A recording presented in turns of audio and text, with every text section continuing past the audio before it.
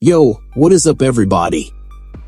This is your boy John. Welcome back to Bronx Bomber News, the channel where we live and breathe the pinstripe every single morning. Man, I need to take a second to breathe. Last night left me with so many mixed emotions that, honestly, I don't even know where to start. After that nightmare stretch, getting swept by the Boston Red Sox and then by the Detroit Tigers, that 7-game losing streak that felt like it would never end, finally, the Bronx is smiling again. Seeing our team take the field with that attitude, beating the Twins 5-2, that wasn't just a win, it was a relief. This team reminded everyone that the New York Yankees don't go down without a fight. But, look, don't get it twisted, we still have a lot of work ahead of us. And today, the mood in the clubhouse is heavy for reasons nobody was expecting. That is exactly what we need to talk about. While we're celebrating this win, the organization made some tough decisions behind the scenes. A release that caught everyone by surprise and an update on one of our top prospects that, honestly, might change everything we plan for our bullpen this 2026 season. We have two storylines happening at the same time, the team trying to climb the American League East standings and, on the other hand, the harsh reality of our minor league system. And of course, with the series against the Rays coming up on Monday, the pressure is through the roof. This is that moment in the season where you really get a feel for what this team is made of. Stick with me, because we are getting into all the details. But real quick, if you're not subscribed yet, hit that button right now. We are pushing hard to hit 9,000 subscribers and every single one of you is part of this family. Drop a like, it helps more than you can imagine. Let's get into it.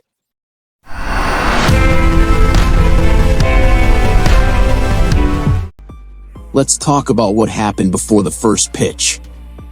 The vibe on Friday was tense. We knew we had to save this series at home against the Twins. But, right before the game, the news broke, the Yankees have released Payton Henry.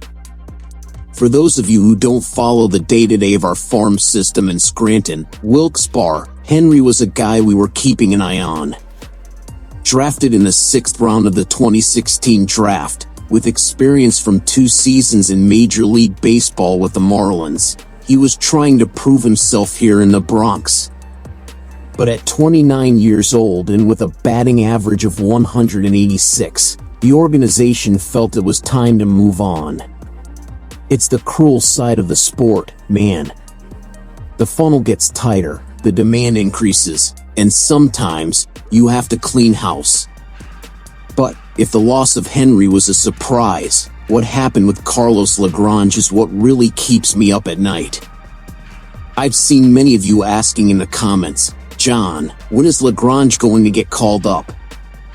Well, the answer came through Meredith Marakovitz. A capsule strain in his right shoulder. Our number 4 prospect, that monster who is 6 feet and 7 inches tall and throws fire on every pitch, is on the 7-day injured list at AAA. And the forecast is 6 weeks on the shelf. This means that, in the best case scenario, we'll only see him pitching again around mid-August. And think about it, a guy that big, with a shoulder injury, needs all the caution in the world. This basically rules him out for any immediate help before the trade deadline. Now, there is that glimmer of hope. Since the Yankees were already transitioning him to the bullpen since June, maybe he won't need that grueling workload of a starting pitcher. He had some good moments, he recorded a save, but that last outing of his on June 28th, he gave up 5 runs and just 2 outs. Could he have already been pitching through an injury there? That would explain a lot. The front office will be extremely cautious. It makes no sense to sacrifice the future of a guy of that caliber for the sake of a few weeks in a long season.